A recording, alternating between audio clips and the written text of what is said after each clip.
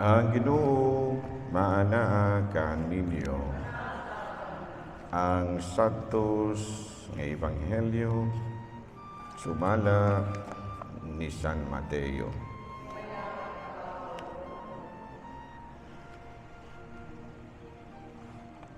Miingon si Jesus sa iyang mga tinunan, ayaw kamo paghuna-huna nga mianhi ako aron pagdala og kalinaw sa kalibutan. Dili kalinaw ang gidala ko, kung dili espada. Mianhi ako aron magkabangi ang mga anak nga lalaki ug ang ilang amahan, mga anak nga babayi ug ang ilang inahan, ug ang mga umagad nga babayi ug ang ilang ugangan nga babayi. Ang labing mangilad nga kaaway sa tao, mauraw niya ang mga sakop sa iyang kaugalingong panimalayo. Ang nagmahal sa iyang amahan o sa iyang inahan, labaw kanako, dili angay kanako. O katong nagmahal sa iyang anak, labaw kanako, dili angay kanako. Ang dili mo pasan sa iyang krus, o musunod kanako, dili angay kanako. O katong mag-amping sa iyang kinabuhi, kawadaan ini, apan ang kawadaan sa iyang kinabuhi tungod kanako, makabato ni ini. Ang mudawat kaninyo, mudawat usab kanako. O ang mudawat kanako, mudawat usab kaniya nga nagsugo kanako. Ang mudawat sa sinugo sa Dios tungod sa iyang pagkasinugo sa Dios, gantihan usab sa ganti nga nadawat sa sinugo. Ug ang mudawat sa tinuod nga maayong tao, tungod sa iyang pagkamayong tao, gantihan usab sa ganti nga madawat sa maayong tao. Ug hinumdumi kini. Katong magpainom bisan na lang bugnang tubig sa labing ubos sa akong mga sumusunod, tungod kay siya akong sumusunod, gantihan gayon. Human pahimangnuoy ni Jesus ang iyang napulog duha ka tinudan, mibiya siya datong dapita ug miadto sa kasikbit nga mga lungsod aron pagtudlo ug pagwali. Mga igsoon ko diha ni Kristo ang Ebanghelyo sa Ginoo. Manglingkod. So once again, good morning, and we'll also like to say good morning or greet good morning sa atong mga followers sa Facebook page nato ug sa ubang mga media platforms.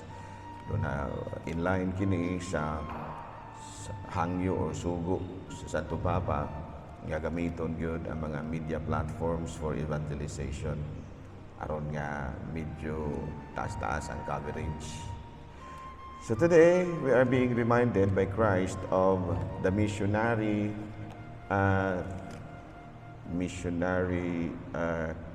kanabitang nature of the church. Na missionarinhon, no? So katong tanawon diri sa katapusang parte sa atong ebanghelyo, niingon diri nga miadto si Jesus sa kasikbit nga mga lungsod aron pagtudlo ug pagwali. No, sa ato pa si Kristo miadto sa mga kalungsuran, no, reminding us of the very missionary mission of the church. Nga dili lamang di kita dihara sa ato ang mismong lugar, diha mismo sa atong kaugalingon, doon na usab kita mga tahas, no, isip, mga binunyagan, nga mutabang gid kita sa misyon sa atong Ginoong Jesucristo. Unsa ganito yung misyon niya?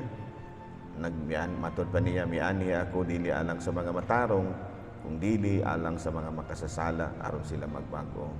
Sumod na nga si Kristo ni kuan gyud, ni himo gyud o ni tudlo ni ini, ug gani iyag yung gihimo, wala lang siya kay nanudlo, kung dili mismo gyud siya nihimo sa pagpanudlo, mga pagmisyon alang sa gitawag nato paglambo sa gingharian sa Dios dinhi sa yuta. Pero para meron ka mamahimong magtutudlo, doon ay ginaingon nga, you cannot give what you don't have. No, pwede ba ka nga manghatag og wala diha nimo? Hindi na siya pwede. Muna yung mga pinulungan sa English nga, you cannot give what you don't have.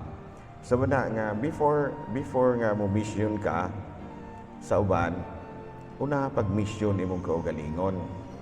No, kana bang mamalandong pug ka, constant recollection ba unsa po imong mga sala. Of course, mga tao ra man lagi ta, we cannot say that we are perfect.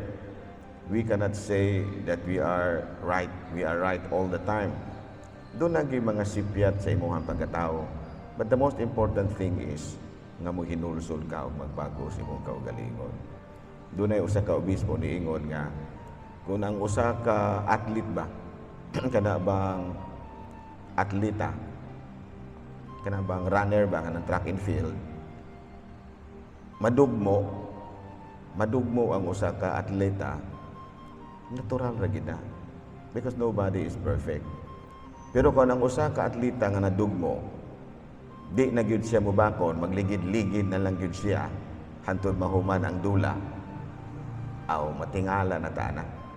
Siguro na nagrabihan gyud agway ni siya or di na gyud siya ganahan nga moapil. So again, muna gitawag na to sa English o sometimes the runner stumbles. Madugmo kita usahay. Pero what is important is mubangon ta o mupadayon sa unahan. No, klaro ba? Muna siya ginatawag na to, you cannot give what you don't have, because we are all missionaries. So kung muhulong na ta, kaya nakasala ta, unsaon man nato pagpadayon sa mission. So the most important thing is nga, mutindog ka, maghinulsol ka, mangayo kag pasaylo. And then, padayon sa mission. And the third point is, kining gitawag na to kinibang the right choice.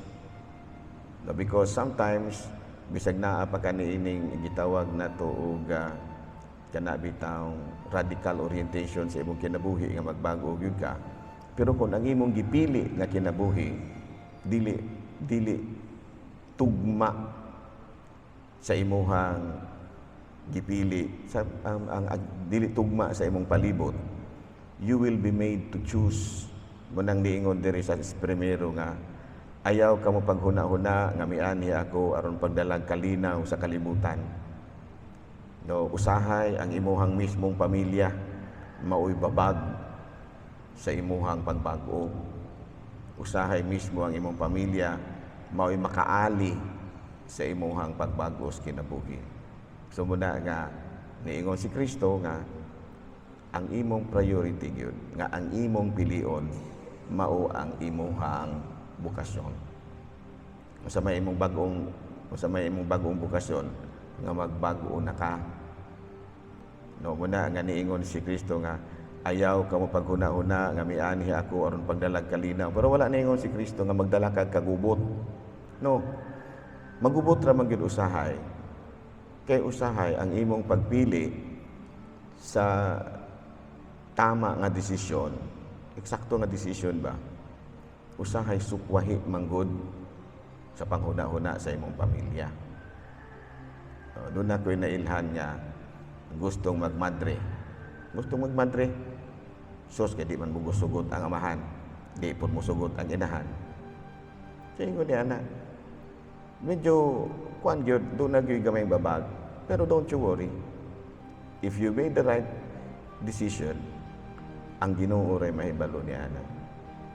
Muna gitawag sa English o man who proposes, God disposes. Nga sa ato pa, sunda ra gyud kuno unsay naa sa imong kasing-kasing. Sunda ra gyud ug ang Ginoo mutabang ra gyud kanimo. So sa atong pagpadayon ni Santos kami sa atong balikon ha. So we are being explained today the missionary nature of the church. Nga kitang tanan mga misyonero kita, mga agents of peace, agents of justice, agents of God's word, mga ahente ta, kita mo itigdala. But one thing, tao rata, doon nagiusahay nga masayod ka. But the one important thing is, kung nasayop ka na magane, pag hinulsol, pangayog pasaylo, o bangon, padayon sa misyon.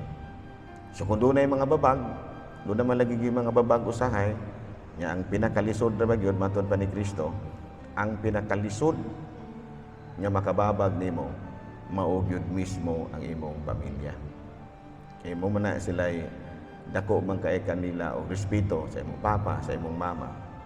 But then, matod pa ni Kristo, padayon yun ka. You choose the right thing. Pili yun ka.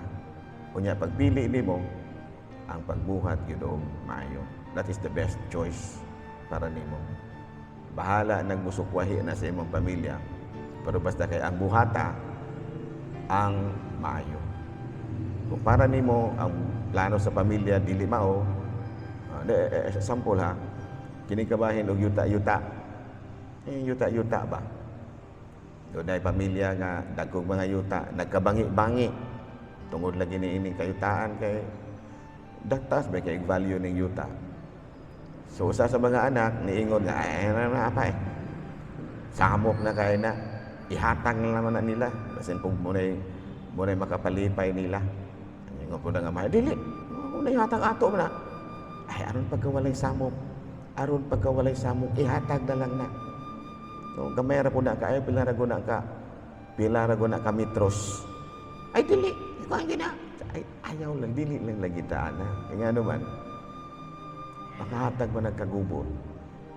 Pero ang amahan, mga igsuon, adili.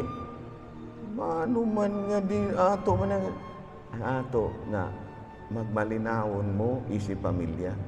Kung kanang yutaang usa ka dangaw mo na makapagubot ninyo, ihatag na lamang na. Ingon di ana.